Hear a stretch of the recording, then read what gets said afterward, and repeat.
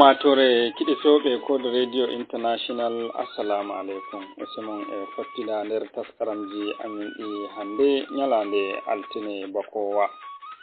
kod radio international ɗon waddana on taskaramji fere fere ko larani refotoji nanta taskaramji min ahmad arab aboubakar azaren joɗi foɗanay on laɓangal taskaramji ɗin amma hadde ko ɗon hami hawta on be umaru aliyu hanko joɗi addanay on kubaruji duniyaru.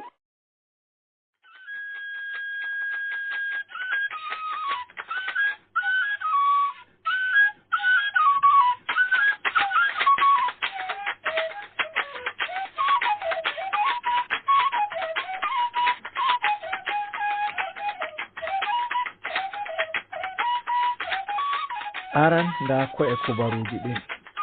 nder kubaruji lesdi Nigeria on nanan ardiɗo lesdi Nigeria Bola Ahmed Tinubu wi jam'iya laamutonga ha Nigeria wato APC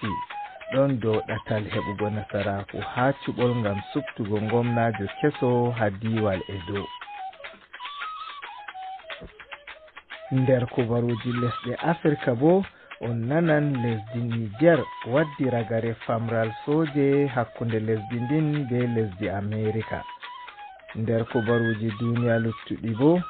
on nanan lesdi Israila yaari kippol ha nyawtordu Rafa wondu ha gallure Gaza. jotta bo nda kubaruji ɗin ɗi fuu maji.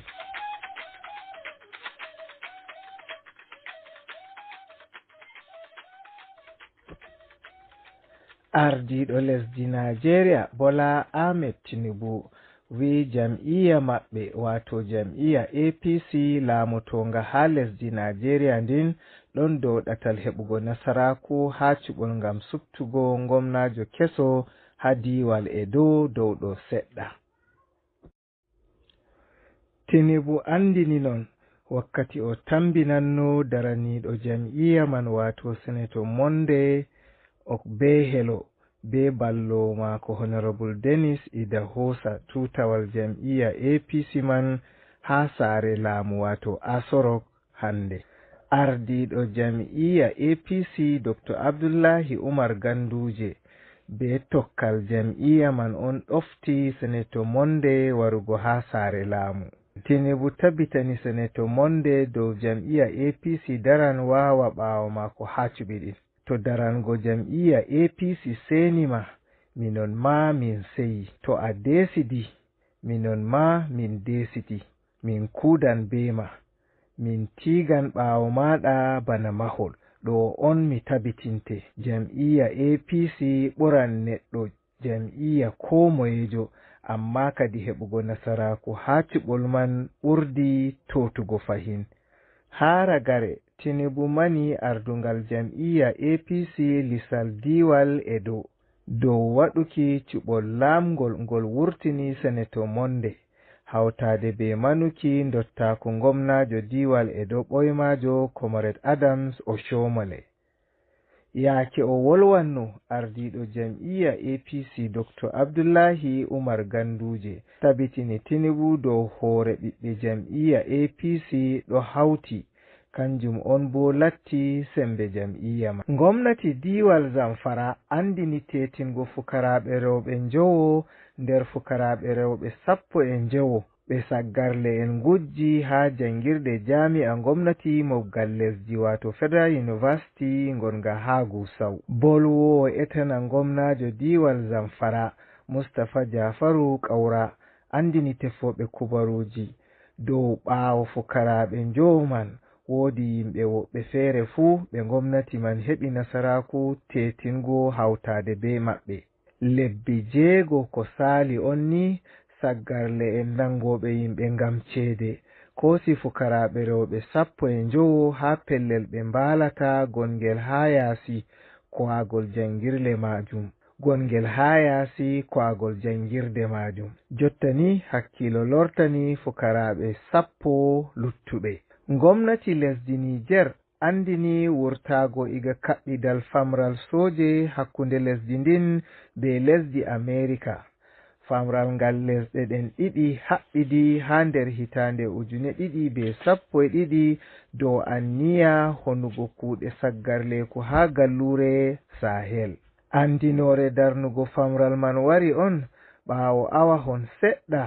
be ko tokkal jami'en diplomasiya lesdi Amerika ngaddi ngilla ha lesdi Niger ndin, amma ɓe keɓai bososel yidugo be ardiɗo lesdi Niger General Abdurrahman Tiani. Nder andinore nde bolwowo etana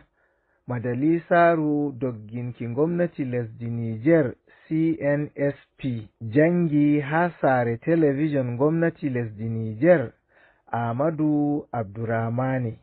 wi soje en lesdi Amerika ɗon ha lesdi Niger na dow dungayere. Non ɗo bo yewi didaɗi lesdi Niger. Non bo jami'ijo man naali gikku holluki yotti haaje ɗum ardiɗo tokkal jami'en Amerika wadduɓe ngilla ha Niger man wato Madam Mi P holli ha yake ngilla maɓɓe ha lesdi Niger. Hunde bo nde nattini famral hakkunde lesdi Niger be lesdi Amerika ndin. Woodi soje en lesdi Amerika ko hewti 100 ha lesdi Niger. Ha fahin woodi bariki soje en Amerika manga ha gallure Agadas.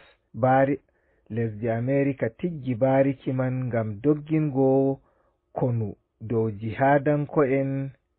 be piiroje ɗe ngala laanyo wato drone ha gallure Sahel. Ɓaawo fartugo soje en Faransa, jabruɗe fartugo soje en Amerika bo holli lesdi Niger ɗo ɓurta lornugo hakkilo hedi haɓɓidiggo sobiraku be lesɗe bana Rasha be Iran. Soje en lesdi Isra'ila andini yarugo kippol ha nyautordu Al-Shifa wondu ha gallure Gaza. Bolwowo etana hukuma soje lesdi Isra'ila Rear Admiral Daniel Hagari wi ɓe ɗo tuuma soje en Hamas ɗo taskita yarugo kippol iga ha nyautordu majum. Video ngol wancata ha ɗate matotiral jamanu holli ummatore ɗuunde ɗo fanya nder nyibre be toci be tocilam ɗum waya maɓɓe yake ɓe haɓanta wurtago iga nokkure man. Al-Shifa on latti nyautordu ɓurdundu maunugo ha gallure Gaza. Jotta bo Palestine en ɗuɗɓe on nyautordu mai ɗuni, wato ko hauti iga tefoɓe nyaundigu ha yago de lesdi Isra'ila wirgi nokkuje muɗum. Kerol kubaruji ɗin gonde be taskaraji amin luttuɗi.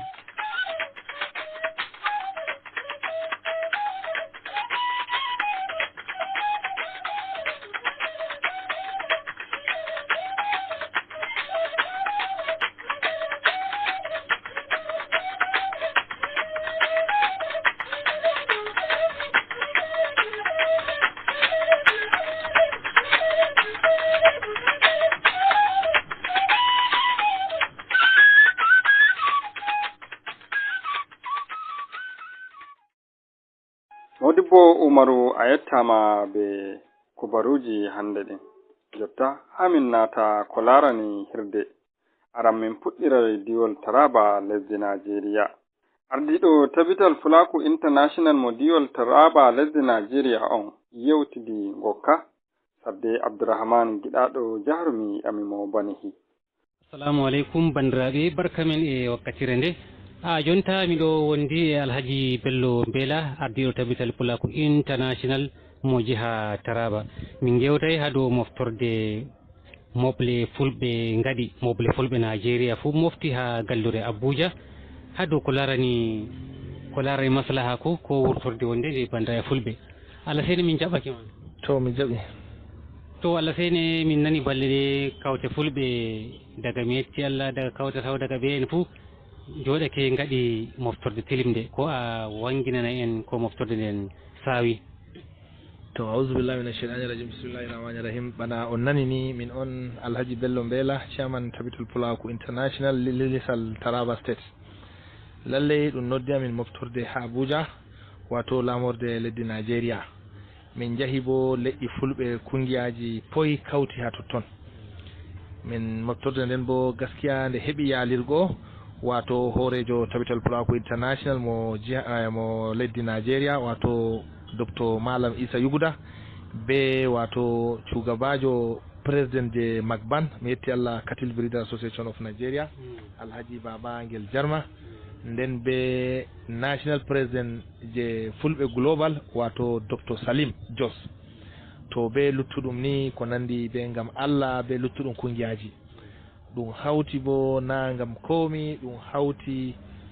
ngam ɗum laara ko yarata wato leƴƴi fulɓe ko ma mi wi'a duroɓe waynaɓe ko yarata ɓe yeeso, nden bo be kujeji gaddanoɓeji wato lorago nga wallay mana nga wallay duroɓe sosai. To Allah yardi, to Allah moyi inchallahu nga sanjayna ba luttuɗum wato gomnatiji shaliɗi. To ɓe gaɗi anniyani ɓe ɗaɓɓite wato kungiyaji lesɗi duniyaru ngara gadda wato hunde mballa ko ɗum wallirta wato waynaɓe ma keɓa wato jahal yeeso. to ɓawaɗo mbo wodi ko numtuɗa moftorde nden sawi? Moftorde nden ni ha fahinta bo nde sawi wato haala jonde jaam, wato no ɗum tokkata ɗum heɓa jonde jaam, ngam bana hukuma en ɓe mbi to na ɗum hawti hoore be wato leƴƴi fulɓe wato jonde jaam heɓatako, ngam ɓurna fuu leƴƴi fulɓe hamɓe jooɗoto ha ladde, nden damuwaji goɗɗi may bo fuu ɗiɗon puɗɗira diga ha ladde. To kanjum ɓe ɗaɓɓitiri wato ardule leƴƴi fulɓe ɗum hawta hoore ɗum jooɗo jaam, nden bo ɗum hawta hoore ko ɗum yi wato kesum fuu ɗum andina hukuma. To jonta ɗo ko ambo nodditirta ummatore fulɓe ha dow majum? To bana min Hammasay am mi state chairman Lisal Taraba, miɗon nodditira wato fulɓe leydi Taraba wato ɓe kawta hoore ɓe jooɗo jaam, pullo ha woni fuu, pullo wuro, pullo ladde, ɓe fuu ɗum fulɓe ɓe jooɗo jaam ɓe kawta koye maɓɓe. Nden miɗon nodditira ɓe kokka haɗin kay be gomnati, ngam gomnati heɓa ɓe ñama moriya gomnati waɗana ɓe adalci. Nden bo miɗon nodditira ɓe jooɗo ɓe luttuɗum leƴƴi pat jaam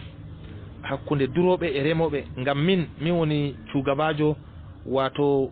duroɓe e remoɓe wato irin naritingoɓe to ɓe keɓi masala wato Peace and Conflict Resolution Farmers Herders Honda Lital All Farmers Association of Nigeria. To miɗon nodditira ɓe jooɗo jaam ɓe kowa, especially ma jotta wakkati ndemri ɓadake wartugo, ndungu yiɗi wartugo, to Allah yardi ɗo ɓe lewru ko sati tati ni ndungu fuɗɗan wartugo, so ɓe jooɗo jaam ɓe remoɓe ɓe jooɗo jaam ɓe luttuɗum leƴƴi, ɓe kakkilana ko ɓe mari, ɓe enɗindira. miɗon nodditira ɓe noddandu mawndu. Alhaji Bello Mbela on ɗon ardiɗo tabital Pulaku International mo jiha Taraba, jaaliro moftorde moble fulɓe waɗande ha gallure Abuja lamorde leddi Nigeria. Min getti on e watango min hakkilo.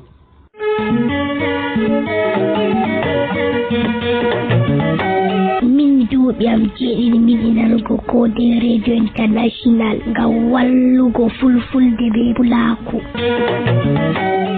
nonnon jom bo min pitanay ko larani taskaramji aran da taskaram piro deftere qur'ana hawtade modibbo Usman Baferi iga diwol Bauchi lesdi Nigeria. أعوذ بالله من الشيطان الرجيم بسم الله الرحمن الرحيم أعوذ بالله من الشيطان الرجيم بسم الله الرحمن الرحيم والصلاة والسلام على أشرف المرسلين سيدنا محمد وعلى آله وصحبه ومن تبعهم بإحسان إلى يوم الدين. رب اشرح لي صدري ويسر لي أمري واحلل عقدة من لساني يفقهوا قولي. وبعد ummatore julɓe fulɓe e gonɗen fuu ne gonanɗen fuu, assalamu aleykum wa rahmatullahi ta'ala wa barakatuh. en getti jomirawo jomo bawɗejo jemo ɓural e bawal kewtinɗo balɗe meɗen handere nden e faneten yeeso e janguki nder deftere senide hande tatawre lewru korka hitande 1445 fototirde e ñandere 14 lewru mboy hitande 2024 limgal Gregoriya. Kenya en ballinino e dow aya ka temerre yaari temerre bo yarayi capanɗe jeweeɗiɗi e tati hande bo en capanɗe jeweeɗiɗi e nayyi hande bo en paana yeeso kenan en ummoto daga capanɗe jeweetati ace capanɗe jeweetati e nayyi ummotoɗen mbawuɗen keña hande bo en ummoto capanɗe jeweetati e joyi e dow ɓiwol Allah ɓangiɗo ceniɗo waya qawmi awful mikyala ويا قوم أوفوا المكيال والميزان بالقسط ولا تبخسوا الناس أشياءهم ولا تعثوا في الأرض مفسدين. يا قوم أوفوا المكيال والميزان ولا تبخسوا الناس أشياءهم ولا تعثوا في الأرض مفسدين. الله بقي شنيدو هكا en habar ne annabi Shu'aibu yimɓe muɗum nane ma en bolwino hamɓe ɓe ustoɓe eterle e mudorle to ɓe shoray ɓe shorira kwanoyel famarel to bo ɓe etay bo sai ɓe ettira mana mudore mawnde ngam mano hengi a mudoje an a rondake ɗo kwanoje maɗa 10 a yaari heɓe ma ay guda 9 ni woto majji anda e ngo majji ma nda kadi bo e sokkoɓe ko nde weeti hundi fotay rowani mami mino kago way ko kwanoje jeweetati ko kwanoje jeweeɗiɗi ko kwanoje 10 ko kwanoje jeweenayi dede way waare nden noon nde waɗata ndema way hayre kam waare nde wattana e kora ko e tambande ko goɗɗum ko ɓiloto dow mi kwanoje fotoje ɗen ndema nde fota deydey woodi ɓe cani luumo ta yaraniɓe ceede fotoje deydey to ne gaɗɗa fu a suuɗi goɗɗe hamɓe o tana goduɗo mota ni a waɗoye jigila a warti gaddanɗamo ceede tip to mo andi woodi ko cuuɗuɗa ngam na woodi gakkoje ko woodi ɓilotoɗe ko ɓadaki heewayi ko bo heewi salake seɗɗa to waare nden maɗa ya kamata nonno mana ne waare kullum hayre bo nde waɗa kwanoje fotoje nde wetti fu noon kwanoje fotoje ko nde waɗa jeweeɗiɗi ko nde waɗa jeweetati ko nde waɗa 10 dedey wala ɓesduki wala kora wala ko ngakki goɗɗum anya bo ndi fondana ko ndi haɓɓa ndi fodaga ndi haɓɓa ko to ɓe sooday ɓe soodira etergal mangal to ɓe sooray bo sey ɓe soorira mana etergel famarel to ɓe niijay bo si keeli ɗum bane mbimi en Kenya hangal niijorgal ngal to ɓe ummake sey ɓe joofa ngal to ɓe sooday ɗum ɓila lambayel ngel maggaki to bo ɓe sooray bo sey ɓe fooɗa sey ɓe tengina ɓoggol ngol to ɗum ɓili seɗɗa go tan sey hollade deyne ɓe giɗi non ɓe gaɗata ɓe gaɗa ka toñaki yimɓe hanjum kadi annabi Shu'aibu ya qawmi sey anon yimɓe an awful mikyala kebbine ma'ana mudorgo etirgo wal misana noon kebbine etergal hanjum wonte misanu ma'ana nijorgal ay atimmuhuma kuɓɓineɗe cicip bil qisti e dow adalci ay bil adali adalci wala tabkasu nasa ashiya'ahum to toñete on tetana yimɓe kujeji mum en ay wala tanqusuhum min huquqihim shay'an to ustante yimɓe kujeji maɓɓe ngam ma ngaɗon anon ne giɗɗon ha dayi woɗayi min kemmi dabare wonde to mi ba ustanaymi a to ɗum hebbitinanayam e julɗe ma fa ɗagu sey hultora sey hebbitana ɗum heeɓi dabare akari ɗo ina to ta usti fa ɗum hebbitira julɗe maɗa ngam ma noon ta usti ni min kam mi andi ɗum hawtanayam ha e julɗe maɗa heji a tagu waɗi kokari e kirkirta hebbita ko wayiɗa ɗum e de lahira ɗon rusɗake de to bo he waɗa ɗum wato min ka hemiya bano shiya imani gongalajum de waddanta en iri majum tagu to waɗi imani gongalajum andi maaye andi ɗum uway ɗum andi ɗum ƴamtay ɗum bo nuɗɗin e dowigo ɗum horsitoto ɗum kerol ko ngel waɗi ngel jonde duniyaru muɗum ngel fumagel ɗum ƴamtay ɗum a jaɓata turano lahira muɗum masifaji ko hoca matsalaji e duniyaru yerɓana lahira hande e duniyaru ma matsalaji ne foti balle matsalaji lahira nda e dogge wala e hoote ay ɗo duniyaru to a nani nange ɗoydi faɗa tanani ɗon ka ɗuɗanima ndiyam jatta tanani yeelo a ñam tanani gelle belanama ma a wawa egga kota gelle goɗɗe yo lahira bona lahira ta heɓi a heɓi ta heɓayi bo to a relli Allah renu wala tufsidu fil ardi wala ta'asaw fil ardi to gaɗe bonondaji e nder leddi alhaali moɗon mufsidina on gaɗoɓe bonondaji e asa e fasada ɗi fumaji firomaji go'o asa ma ɗum fasada ma ɗum asa ngol aynake be samawlu ngol yayara joni asa ɗon ay fasada ta yi de fasada e asa ɗum fu majum ɗum go'o bil katli wa gayrihi on ɗon mbara yimɓe e tana majum min asiya bi kasaril musallasati ta jangaygol giya asiya masa samawluwol ngol les ay afsada kenan fu fote mufsidina bo mana ɗum haal dane ma haal sarde wonde wara wa fototira e mana e labzu fi'ilu muɗum wakkatire wonde bo wara lutira e labzu fi'ilu muɗum amma fu noon ni e yi e mana haal ta ɗum waɗayno haal ɗum latto ɗum ƴifti iga mana daga gollal majum da ɗo wala ta'asaw mu'sina kenan ko bo ɗo wala tufsidu mufsidina gam ɗi humaji firomaji goo halum muwakkidatun li ma'ana amila ha ta'asaw hanko mufsidina on o wari o sembiɗini gonɗo nder ma'ana fi'ilu mako hanko wonte mo asa baqiyatullahi khairun lakum in kuntum mu'minin baqiyatullahi khairun lakum in kuntum mu'minin baqiyatullahi luttano jomirawo ko luttata ma'ana barka ɗum jomirawo waɗanta on nder jawdi moɗon ay rizquhul baqi risku jomirawo luttojum lakum ɗon to moɗon bada ifa'il kayli wal wazni ɓawo on kuɓɓini ma'ana etergal nden e nijorgal kayrul lakum ɗum ɓurani on barka ɗum keɓoton e nder on kebbini ɗum ɓurani on minal baksi e dow ustuki kin ta ustima on ɗume wala goɗɗum ko keɓata hetto jomirawo muyi ɗum barkiɗa e ko to barka tewata kam nana e tokkoɗa kadi ko jomirawo yiɗi ko bo wi'i to a salake ko jomirawo wi'i e ko yiɗi ɗon bo ayi a waɗayne maɗa to he gaɗane maɗa a haɗayna goɗɗo bo waɗukine muɗum aya haɗata amma gaɗɗane jiɗɗa akko jomirawo sey kawta ɗum e dow toñange kawta ɗum e dow toñange ñandere hoore gonga wara farlo ɗum dillide e majum wala habar majum ko ngulu ko asar goɗɗum noon ne giya fitina goɗɗum wari nasti aran mana ɗum atal gongal ɗum hebraba ɗum dilli gamma noon tagu hulata e nder shani jawdi muɗum waɗata ƙoƙari laɓɓintandi ko andi ɗum haqqe jomirawo fu tabbitina waɗi ɗum e nder jawdi ni gamma heɓa ndi barkiɗa to heɓi ndi barkiɗi ni to shikenan ɗon kadi seɗɗa goo heƴi ɗum baqiyatullahi khairul lakum in kuntum mu'minina ɗo lattake sharɗum mu'akkarum kenan jawabu sharɗi bo way ko wonte muqaddamu in kuntum mu'minina to har on mu'mini en kam baqiyatullahi khairul lakum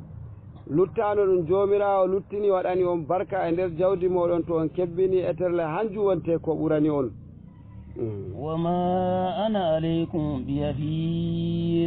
وما أنا عليكم بحفيظ من lattaki joɗotoɗo latto e wayna e hakkilani fi moɗon ay raqibun ujazikum bi amalikum latto min wonte kakkilanowo fi moɗon mi warjitoro on e kuuɗe moɗon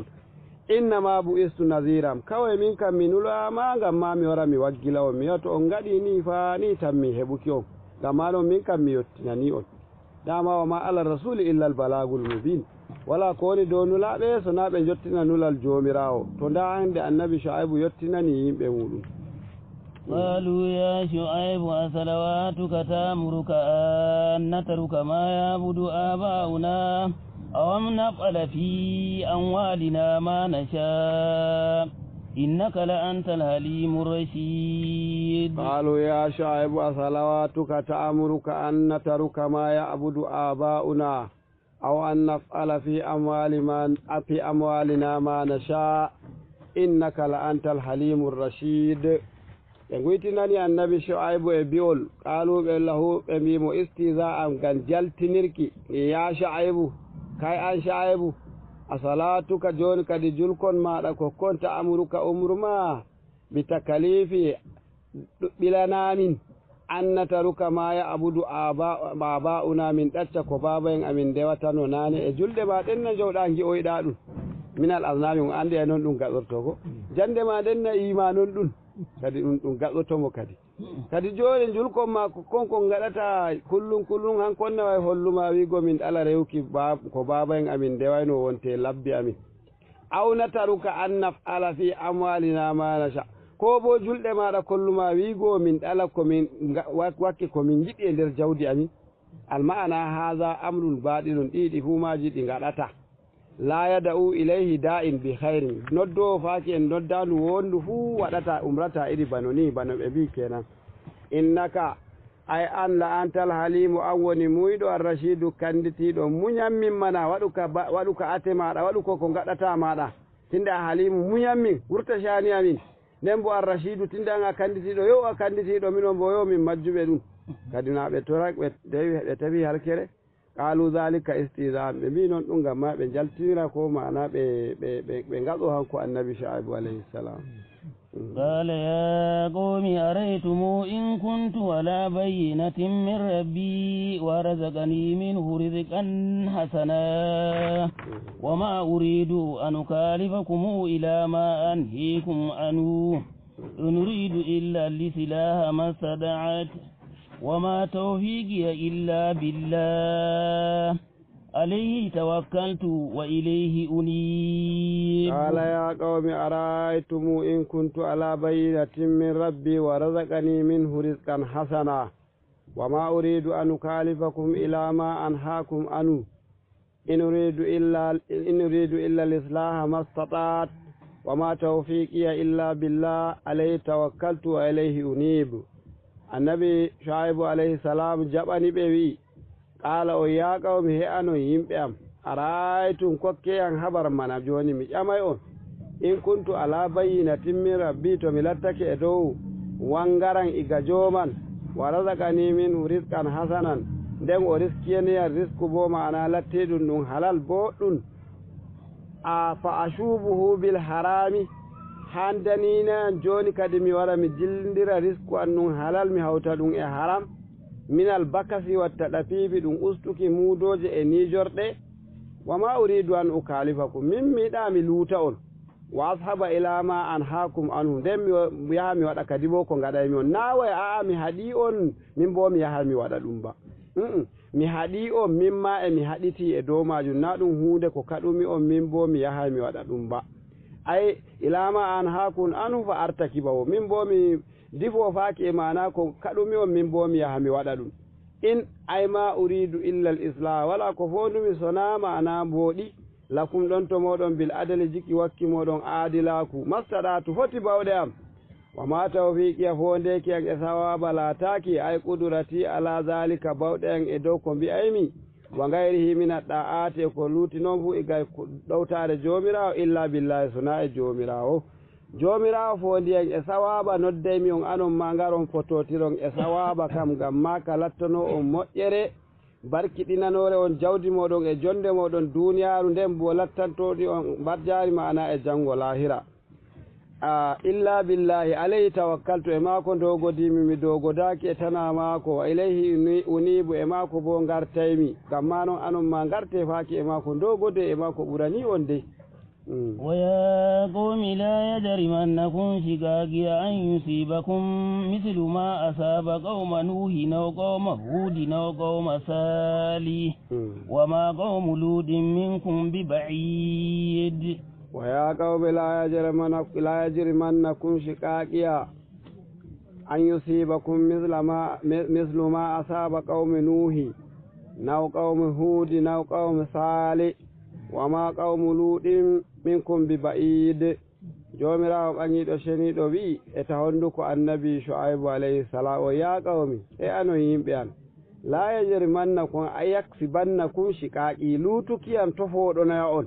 kilafi fa'ilu yajare hanko shiqaqi o hankonte fa'il yajare mennakum shiqaqi lutukiyam yeddukiyam la yajrimannakum tofoɗana on والضمير مفعول أول والثاني كو لا يجرمنكم شقاقي كو أو يجرمنكم شقاقي تو كم hanko wonte maf'ulu arandejo shiqaqi yawol ngol longto hanko bolwo hangol wonte maf'ulu ɗiɗaɓo kenan hanjo e wallamiru maf'ulun awwal wasani ɗiɗaɓo maf'ulu ɗiɗaɓo bo an yusibakum gamma non o hanko yusibu hanko e mana e an heɗum hawti mana ɗum loppidiriɓe ɗum horiɓe masdar kenan ɗuya waya qawmi la yusiba la yajrimannakum shiqaqi isabatukum mislu ma asaba qawmi nuhin kenan heɗum hora ɗum isabatukum ko isabatakum an noni an yusibakum an on e fiili mudari on fu ɗum hawtaɓe ɗum horaɓe masdar heɓe latto hamɓe on te maf'ulu sari bane o wi kenan tato yedduki on foɗana on an yusibakum mislu ma asaba qawmi nuhin iri bako heɓi yimɓe annabi nuhu heɓa on aw qawma hudin ko bo iri ko heɓi yimɓe annabi hudu heɓa on aw qawmi salihin ko qawma salihin ko bo iri ko heɓi yimɓe annabi salihu heɓa on minal azabi woni yangada wama qawmu luɗin ay yimɓe annabi luɗu kamma ay manaziluhum shiye maɓɓe aw zamanu halakihim ko bo zaman halkeki maɓɓe wama lattaki bi ba'idin minkum woɗɗi on fa'tabiru taskite mana ay ɓe goɗɗa nda ɗon gelle maɓɓe woɗɗa e moɗon ngamma non ko ɓe gaɗi ɗum halkiɓe anon bo on ɗon tammi waɗuki iri majum ɗum halka on alhaali ko handuno kam tagu to i goɗɗo nanon hawsa en mbiyata ta ayi wokkude banda nangi hiite am bo wujande maɗa ndiyam hamɓe wa ɗo ɓe gi'i wokkude bandi ɓe nangi hiite har ma wuli to amma bo ɓe gujanayi wokkude maɓɓe ndiyam gamma noon goɗɗum tan mi heɓuki ɓe iri ko heɓi ɓe ɓen dey annabo en Allah noon ɓe garta ɓe fitano yimɓe maɓɓe ɓe mbiya ɓe nda ko nafata on nda ko torrata on lencite ko torrata on gaɗe ko nafata on amma yimɓe ɓen yadake jomirawo hoddiri hiitake noon hunde ɗum warata gam ɗum lattano en jangirde anen ummatore annabijo Muhammad sallallahu alaihi wasallam he gaɗen ka janguki ɗum kadi en nana kadi anen bo to noppi nani ɓandu hifi واستغفروا ربكم ثم توبوا إليه إن ربي رحيم ودود واستغفروا ربكم ثم توبوا إليه إن ربي رحيم ودود وفاي يسو ويكي بانكو النبي شعيب أي واستغفروا ربكم فريتوري جومي أن تفي فروي ماكو ثم توبوا إليه توبي فاكي ماكو إن ربي رحيم جومي رام وكنتو بالمؤمنين أي مؤمنين wadudum bo o giɗiniɗo ay muhibbum o yiɗi jaaɓe maako ngam ma noon tokkemo hanko tuube ngarte annabijo sallallahu alaihi wasallam e waɗ attaibu min azambi kaman la zambala on fu tuubo iga zunubaji o lattake bamo wala zunubaji ɗon mani biyol Allah ɓangiɗo ceniɗo qul ya ibadi allazina asrafu ala anfusihim la taqnatu min rahmatillah inna allaha yaghfiru dhunuba jami'a innahu huwal ghafurur rahim jomirawo wi e anon jeyaɓe an to geddi moɗon oye ibadi oye jeyaɓe am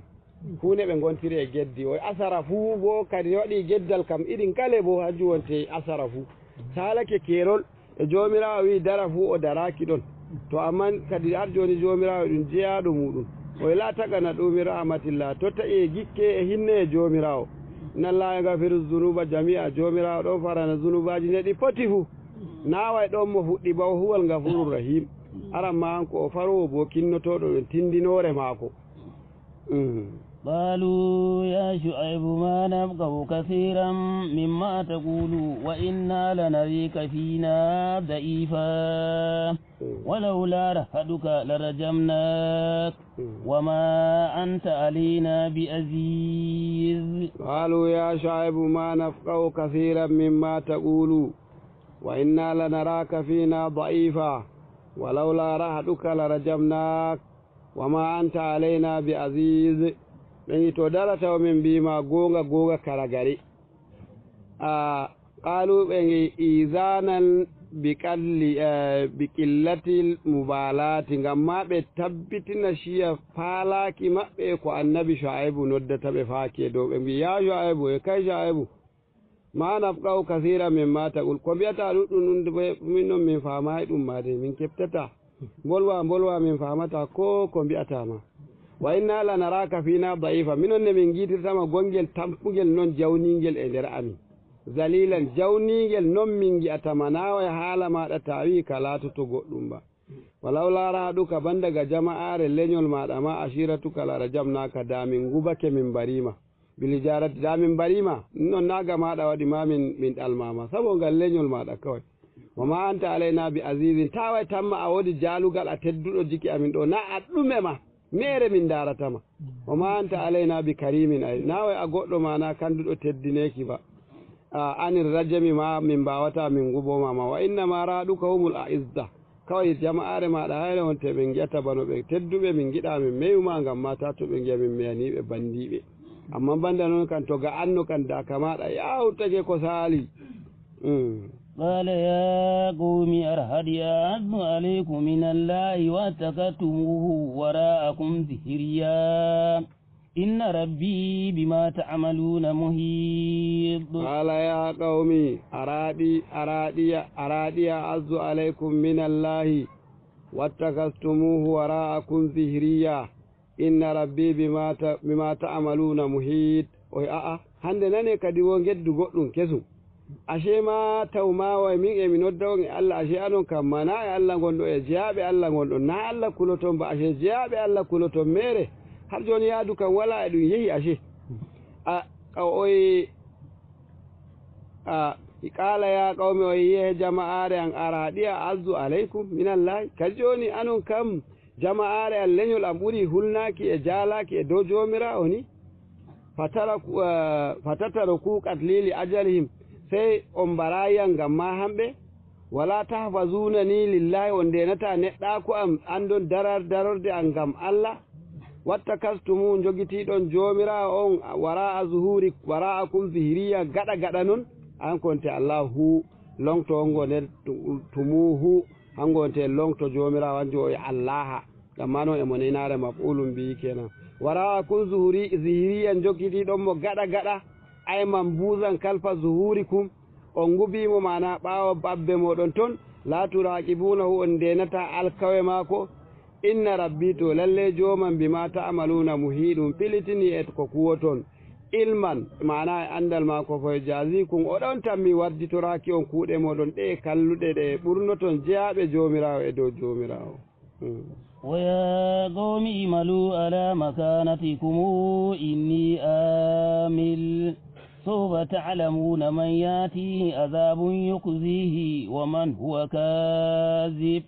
وارتقبوا إني معكم رقيب ويا قوم اعملوا على مكانتكم إني آمل سوف تعلمون من ياتيه عذاب يخزيه ومن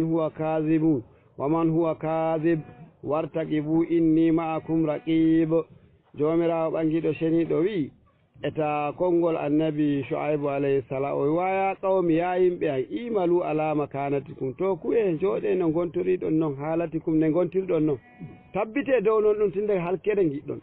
inni amilu min ma mi faɓɓitata ko gaɗaymi anon to faɓɓite min mi faɓɓitata hinde ɗum warti e noon ɗo ɗum amru tahdidin ɗum umrore irin nde umrata baccel naway a yiɗi waɗa hunde ɗum ma nden damma ɗon jango ma wuytu yiɗamo jango ma wuytu a andi bo jango ma wuytu kan naway a yima o wuyta gonga bako a fondi mana a hulnimo e dow jango ma wuytu to hanko ma ɗo yen gaɗe ne gatton noon gaɗe ka waɗuki gaɗe daron to ɗum wurtinayi on sawfa ta'lamuna sese on anduma ay man o mawsulatun al maf'ulul ilmi kenan ta'lamuna man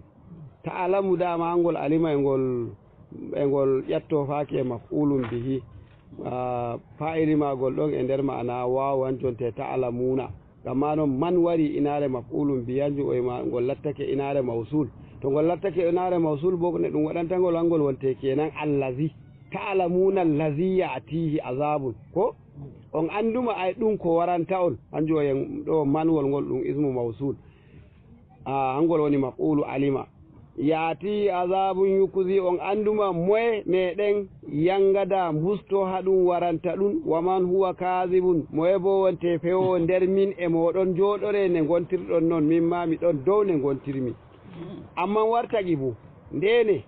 intaziru aqibata amrikum ndene ragare fi moɗon ne latoto inni ma aku raqib min ma mi ɗon rena halkere moɗon ay muntaziru mi ɗon rena tundeni to on gaɗi ni bo to lalle bo jomiraɗo ɗon tammi halkuki o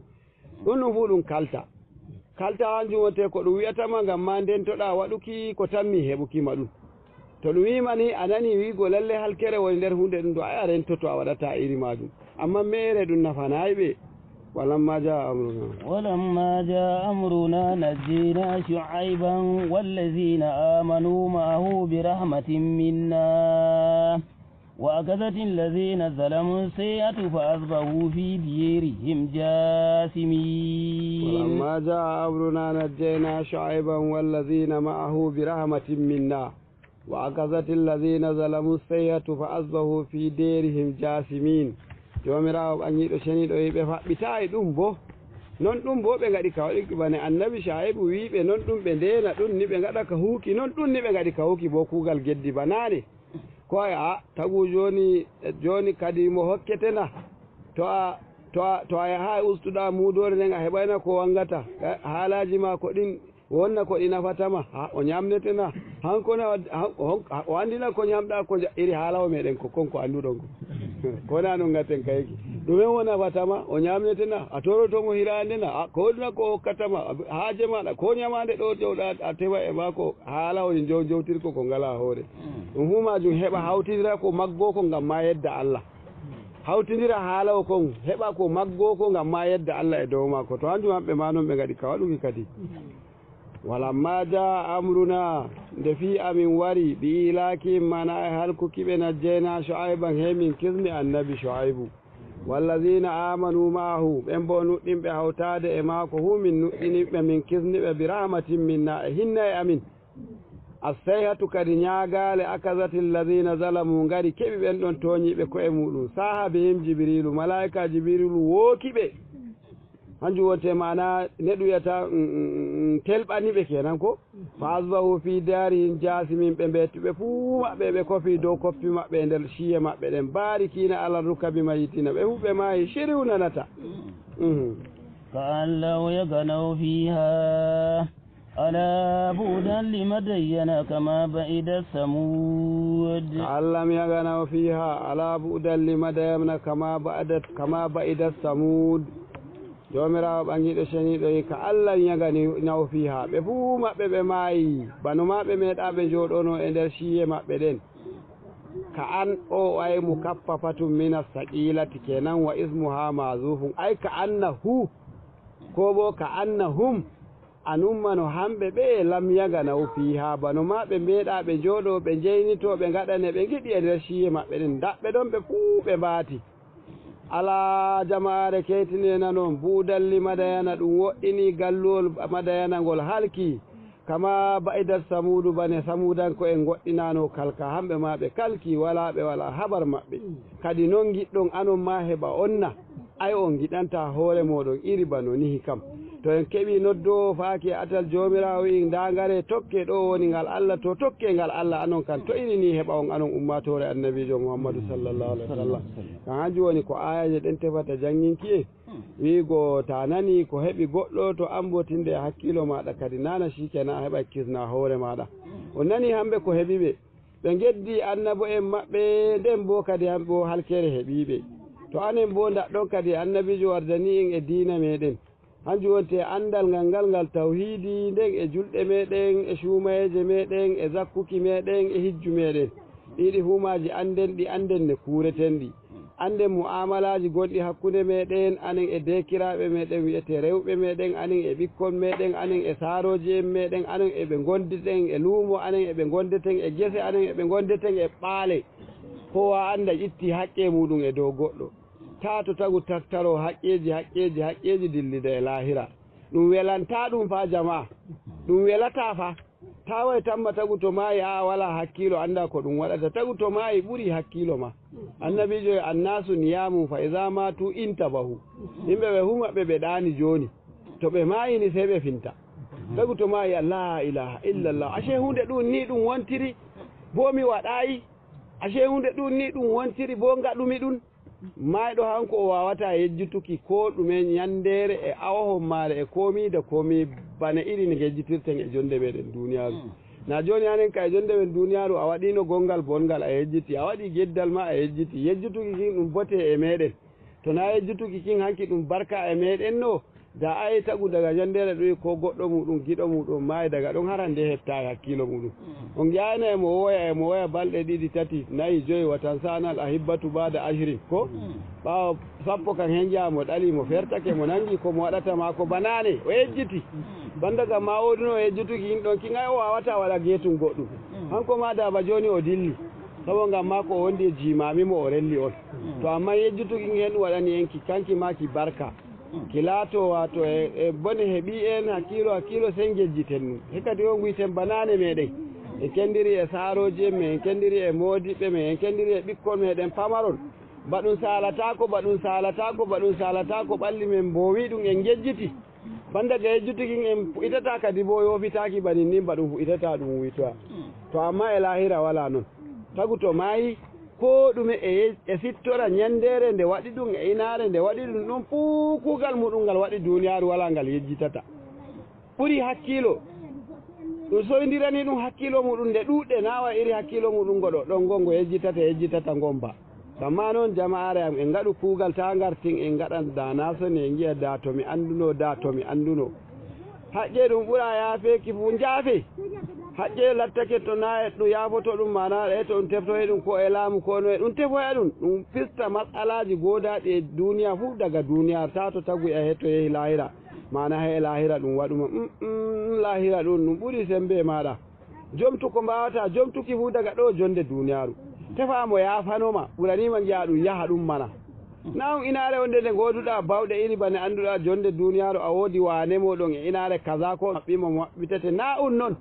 a woodi ɗanga gonga aɗa andi ko ɗum yarima ma ɗum 50 ko ɗum 70 ɗum pistoyte na noon toon na ɗum nanda e iri ɗo na ɗum iri ɗo ba gam ma noon tagu rena hoore muɗum e majum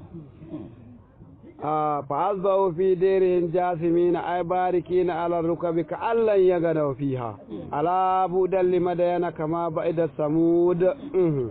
ولقد أرسلنا موسى بآياتنا وسلطان مبين ولقد أرسلنا موسى بآياتنا وسلطان مبين ناوي هي نومبا to ai haqiqa min nuloy annabijo amin annabi Musa ma bi ayatina e kayefaji amin wa sultanin mubinin e dalilaji gangudi ay burhanin bayyinin zahirin min niloy mo warani mana fir'auna almuradu bil asa on nuhoto ɗo anju wonte sawru maako wa kusat bi zikri li kawniha akbarul ayati hanko annabi Musa sawru maako ayru wonte ko ɓuri mana faameki andeki e mawnuki e nder mana kayefaji maako wa azamuha hayru sawru ndun hayru ɓuri mawnuki e nder kayefa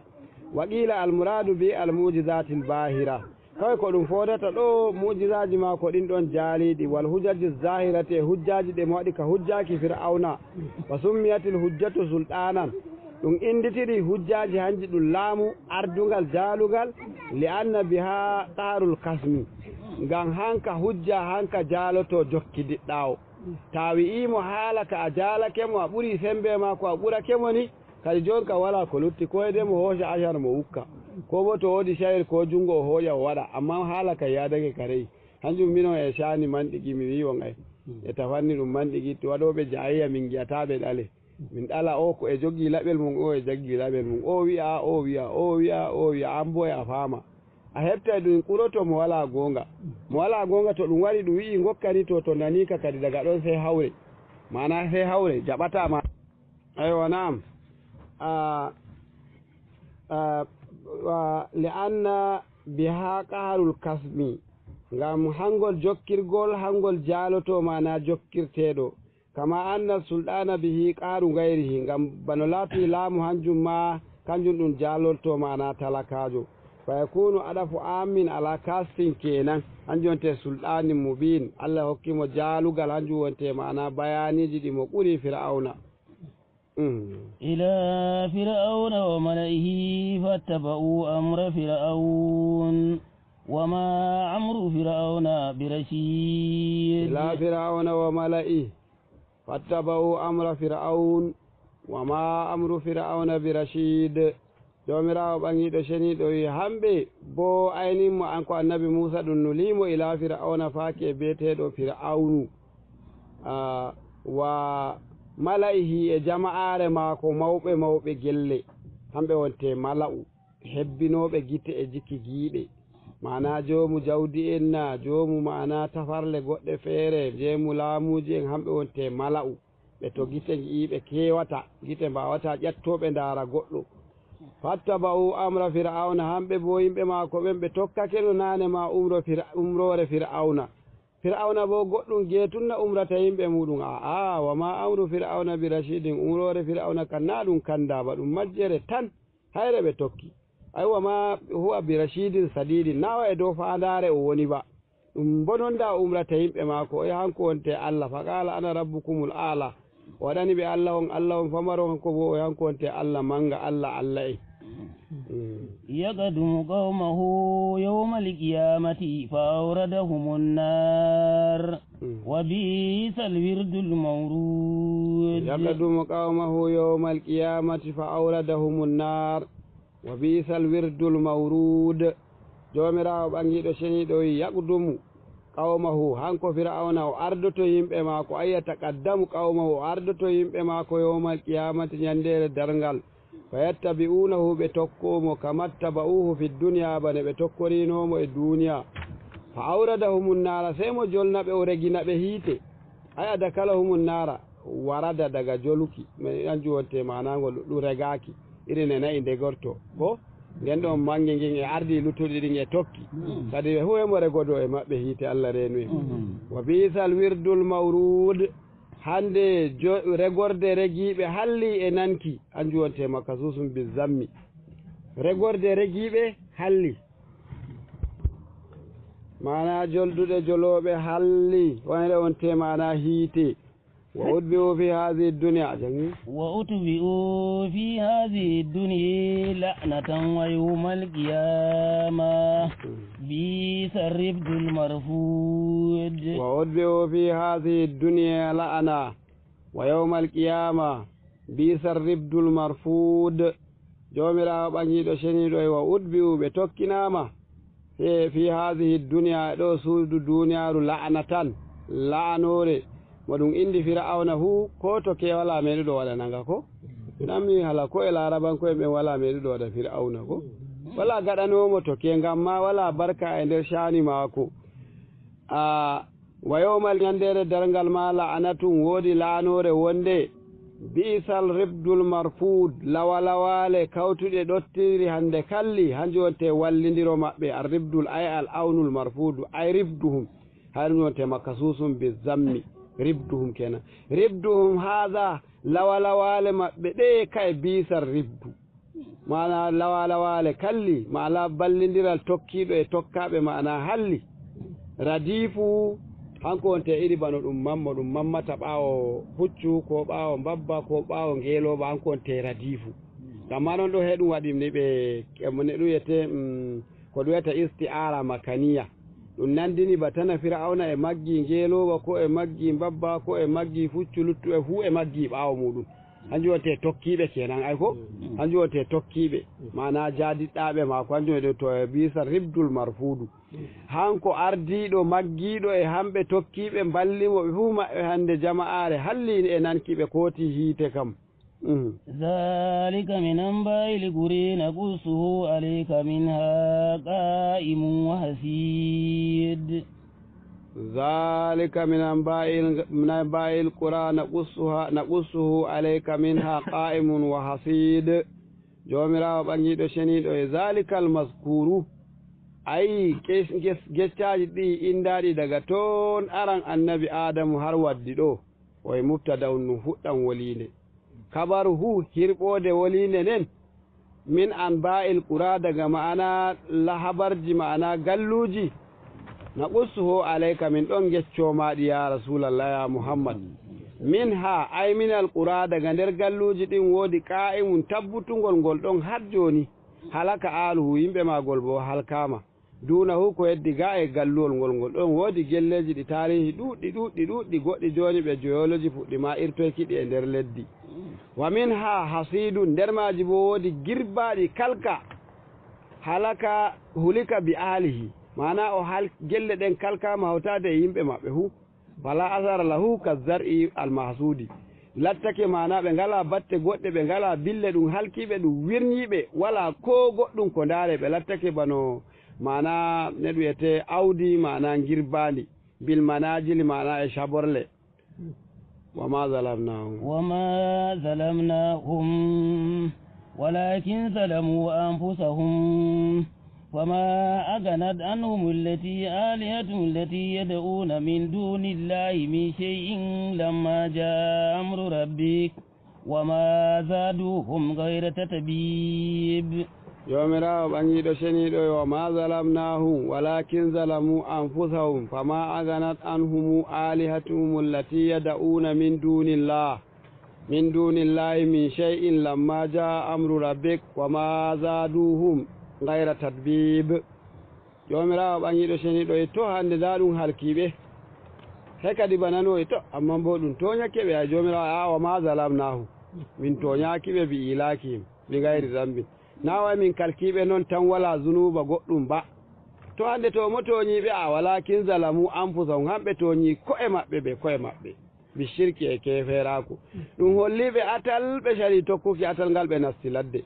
fama aganat ayda fa'at anhum aliyatuhum lati yada'una ay ya'buduna mana labbi maɓɓe ɗi ɓe latti e ɓe aƴayno e ɓe ndewa ɗin hanji ɗi jeynitanaki ɓe ɗi jeynitaɓe ɗume ma ɗi kelanaki ɓe ɗume ma nde har kere warani ɓe min dunillahi ko heddiga e jomirawo ay gayri ko heddiga e jomirawo min za'idatin wa li ta'kidil qillati min shay'in ko bano misqala zarratin ngel pantiri fu labbi din don dina faybe lamma jaa amru rabbik wakkatire ne manande fi jomirawo warani be azabu an jonte yangada mako wa ma zadum labbi mabbe beddabe dume ma bi ibadatihim la rewkidi ngayra tadbibin sede kawai rusbare ay taksirin din dusbibe ande to be ndewayno e ka iza akazal qura to nangiti galluol na galluwol ngol ba urida alaha e ɗum fone to nangiti yimɓe galluwol